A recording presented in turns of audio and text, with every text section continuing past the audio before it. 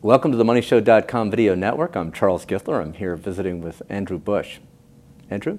Thanks, Charles. Nice to see you here. I want to talk to you about the U.S. dollar, the markets. Where do you see the dollar going in 2011?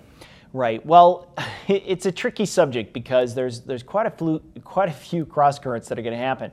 I think what we're going to see is, because of the strong U.S. recovery, and it's going to be strong as opposed to the European weak recovery and weak economic growth, with Germany backing down a little bit from the high growth levels that they've had.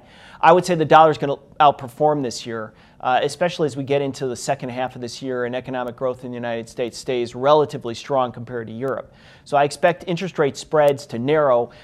If we look at the two-year spread between Germany and the U.S., recently it shot up as high as 89 basis points, and that's when the euro was getting close to 140. Since then, it's backed off about 30 of those basis points, and I expect that to narrow even further as the Fed begins to, as they stop quantitative easing in June, but also as the market begins to anticipate that the Fed's going to pull away from just nailing Fed funds to 0 to 25 basis points. And that will move the whole curve up, and that'll be good for the U.S. dollar. So I expect the second half of this year to be a very good one for the buck.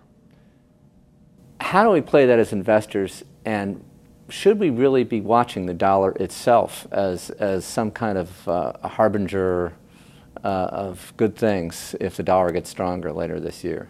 Well, I guess it depends on where you sit and where you're invested. Multinational companies, obviously have earnings overseas. So if the dollar strengthens, that's not necessarily good for their sales. I mean, they'll start to go down in dollar terms if they're in euros or so on. But ultimately, what you want is to have a sound currency policy, whatever that is, out of the United States. Because what that does, and what happened in the 80s with Art Laffer and Ronald Reagan, was that they had a strong dollar that brought in foreign direct investment, and it really ignited that. I mean, we went really bereft through the 1970s for foreign direct investment in the United States. And Paul Volcker raising interest rates very high, Ronald Reagan cutting regulation and cutting taxes and trying to employ the Laffer curve. Yeah. You could argue the merits of it, but what really boosted that quite significantly is that foreign direct investment soared in the United States at that time. And yet, U.S. debt, government debt was soaring, or government spending was. That's true. But tax receipts were rising so rapidly that, by the 1990s, the deficit disappeared altogether, at least the annual deficits. Certainly. I mean, the rapid growth in the tech sector was a boom, obviously, and carried all the way forward to George Bush II, obviously. And we ran these massive budget surpluses. So I think it's important, too, is that there's other things that, like, the Congress could do, bringing this back to public policy. Eric Cantor is the House Republican leader, has said that he's in favor of Dividend Repatriation Act.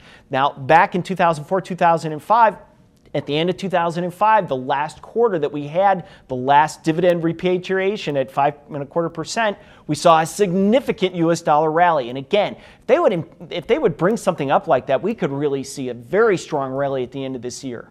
If we saw a strong rally, with or without dividend repatriation, would we also see? It seems like you could see gold really break. Yeah. And some of the dollar bust hedges breaking. Yeah, and I think people have bought gold for a number of different reasons. I mean, from an inflation standpoint, that's probably chief among them, I would think. Yeah, a weak dollar, inflation picking up globally, currency crisis. Yeah, all those things, and a safe haven, obviously, as well. But that starts to lose its luster when the dollar starts to rally and U.S. interest rates start to go up. It's just, it's a question of, do you want to have your money in a commodity that's not necessarily going to provide a return other than everybody else buying it and having it go up? So, do you have a gold price forecast then? Well, we've had recent highs of about $14.50. I don't think we'll see those again. And I mean, we could trade back down to $12.50 pretty easily. We're currently somewhere in the nature of $13.50 to $13.70. I think we'll play out about a $100 range for a while, and then as interest rates go up in the United States due to demand for money and growth, not inflation, then I think you'll see gold drift back down to about $12.50 by the end of the year. And that's as low as you could see it going, even with all this dollar strength. Yeah, for the time being. I mean, the dollar could kind of replace gold as the safe haven in that kind of a scenario. Right. Well, the dollar is always the safe haven, yeah. and that won't change.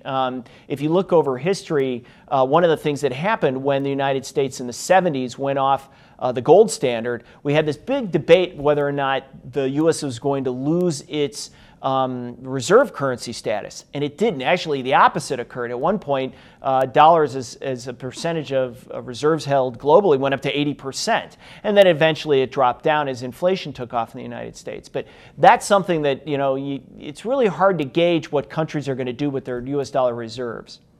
Very good. Well, we've been talking with Andrew Bush on the MoneyShow.com video network.